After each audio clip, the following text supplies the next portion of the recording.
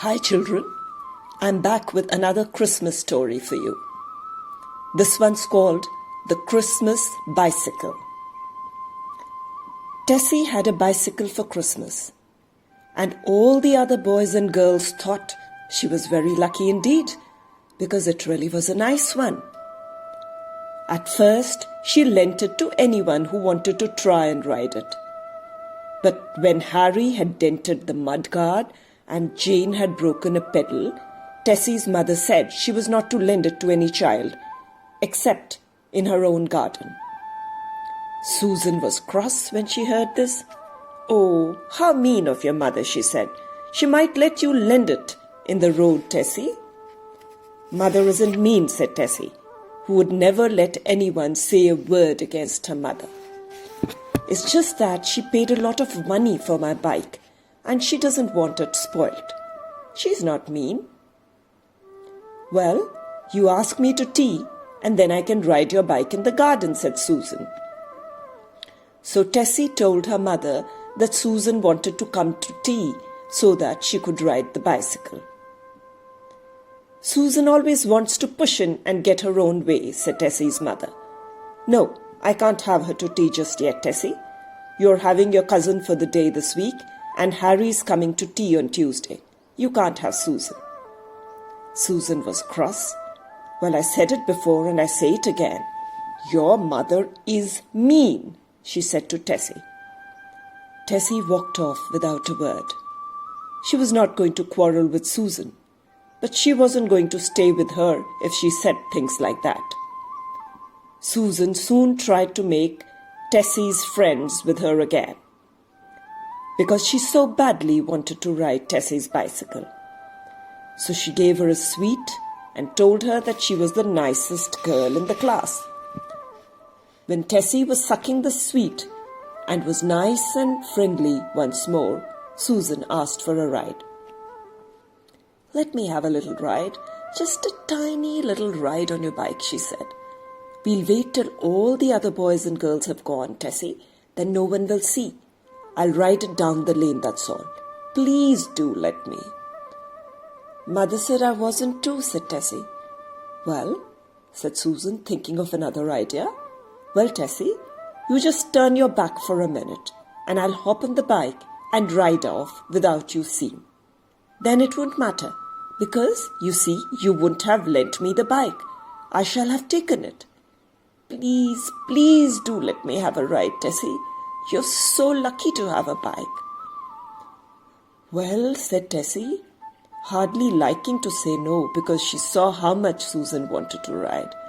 "Well, just this once then." She turned her back. Susan jumped onto the bike and rode away down the lane. How fast she rode, how grand she felt.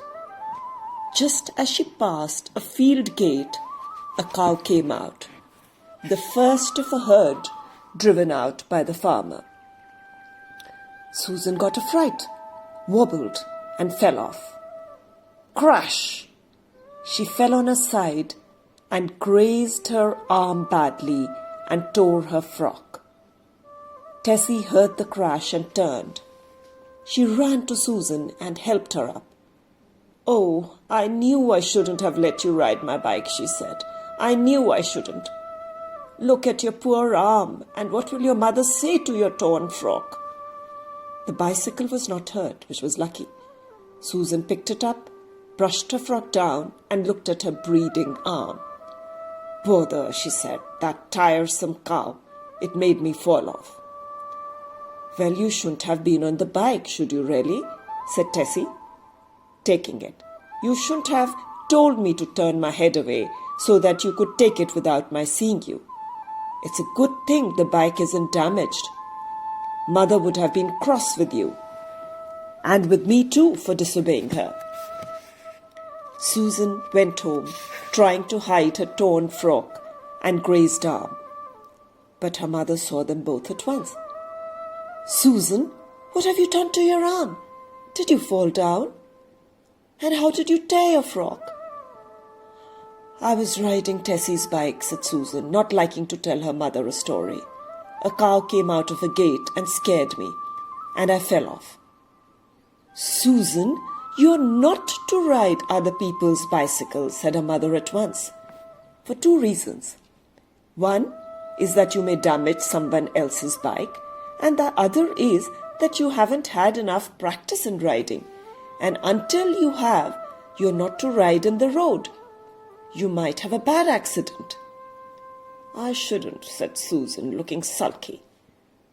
"Now, do you understand, Susan?" said her mother. "I mean it. You are not to ride Tessie's bicycle or anyone else's. One day you shall have one of your own, and then you can practice riding it round and round your own garden till you can ride well enough to go out onto the road. Be patient and wait till then." Susan didn't feel at all patient. How could she wait, perhaps for years, for a bicycle? She knew that a bicycle was expensive, and she knew that her mother hadn't a lot of money to spare. She might have to wait till she was 12 before she had a bicycle, and she wasn't even 9 till next week. How she wished she could have a bicycle for her 9th birthday. That would be grand. Her arm soon healed. Her dress was mended. Once or twice her mother warned her to remember what she had said about Tessie's bicycle. "You will remember that I don't want you to ride Tessie's bicycle again, won't you?" she said. "And I hear that Tessie's mother has asked her not to lend it to anyone too. So on no account must you borrow it, Susan." Susan didn't say anything. She meant to have another ride whenever she could. Her mother noticed that she said nothing and spoke sharply. "Susan, will you promise me not to ride on Tessie's bicycle?" she said. "All right," said Susan sulkily. "How tiresome to have a promise. I wish I could have a bike for my birthday next week, Mother. Tessie was only 9 when she had hers." "Bicycles are so expensive," said Susan's mother. "And you're not very old yet. There is plenty of time for you to have a bicycle, Susan." Susan didn't ask Tessie for a ride any more that week. She watched her riding to and from school very enviously, but she didn't beg for a turn too. She didn't want to upset Tessie or to break her own promise. The next week came. The day before her birthday came, Susan told everyone it was her birthday the next day, and she felt excited because she knew Mother was making her a cake with 9 candles on it, and she thought she was having a work basket and a new book too. Now, as Susan went home from school that afternoon, she suddenly saw Tessie's bicycle leaning against the wall that ran around Harry's garden in the main road. Yes, there it was, bright and shining. Tessie must have gone in to see Harry's white mice. "The road's empty. I'll just jump on Tessie's bike and have a little ride," thought Susan. "No one will know. I'll go around the corner and back." Quite forgetting her promise, Susan jumped onto the bicycle and rode down the road. She went fast, pedaling up and down strongly. She rang her bell at the corner. Ting-a-ling-a-ling. It sounded fine. Then she put on the brakes to see if they worked. But they didn't work very well. Tessie had been told that she must take her bicycle to the shop to have the brakes put right, or else she might have an accident. Now I'd better go back, thought Susan to herself, and turned to go back. She had pedalled up the hill, and now it would be fun to go down it without pedaling at all. She simply flew down. It was quite a steep hill. Suddenly, round the corner came the big old cart horse belonging to the farmer, dragging a heavy cart behind him. Susan wobbled. She rang her bell, but the horse took no notice. She put on the brakes to slow the bicycle down, but they didn't work. The bicycle flew on, and it seemed as if the big horse and cart blocked up the whole of the road. Just as she reached the horse, Susan tried to jump off the bike. but it was going too fast for her to jump properly. She slipped. The bicycle flew straight into the alarmed horse, and Susan herself rolled over and over and over towards the side of the road. She sat up, gasping, looking to see if she was hurt. But she wasn't. There didn't seem even to be a bruise or a scratch.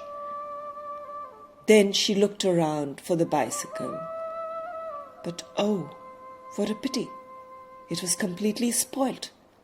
The frightened horse had reared up when Susan had run into it and brought its heavy, enormous hoofs down onto the bicycle.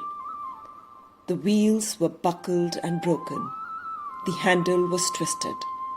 The right pedal was off, and the left one was broken. "Oh, look at Tessie's bike," said Susan, with tears in her eyes. The farmer was trying to pull it from his horse's feet. He thought the bicycle was Susan's. "I'm afraid your bike's done for, missy," he said. "Why did you ride so fast down the hill? That was silly of you. You frightened my horse terribly. He might have run away." Susan didn't know what to do. Crying bitterly, she dragged the poor broken bike home at last, and her mother came running out to see whatever was the matter. oh, mother, look at Tessie's bike," wept Susan. "I broke my promise. I took it when Tessie was at Harry's, and I ran into a horse, and the horse stamped onto the bike. Oh, mother, what shall I do?" Mother looked in horror at the bicycle. "Are you hurt?" she said to Susan. Susan shook her head. "Well, you might easily have been killed, Susan. And look at Tessie's bike. Whatever will her father and mother say?" I don't know, wailed Susan. "Oh, why did I disobey you and break my promise, mother?"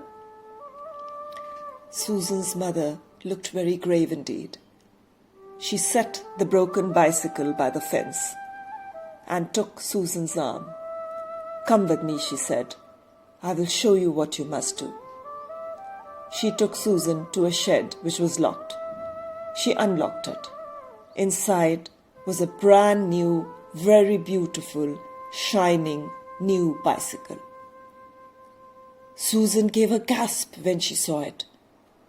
"Look," said Mother, "Daddy and I bought you this for your birthday tomorrow, for a big surprise.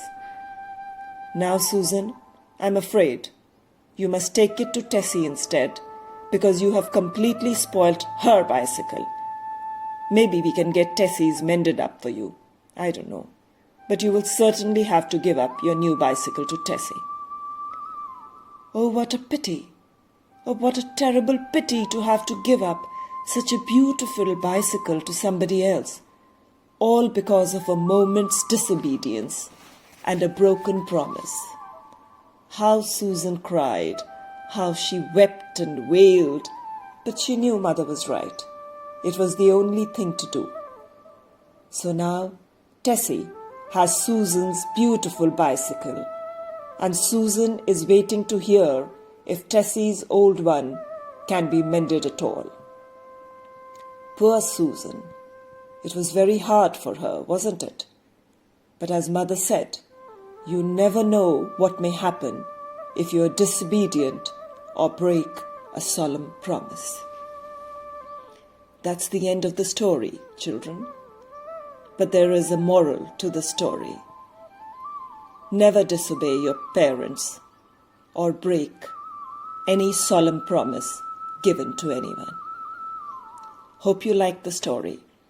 We'll meet again tomorrow.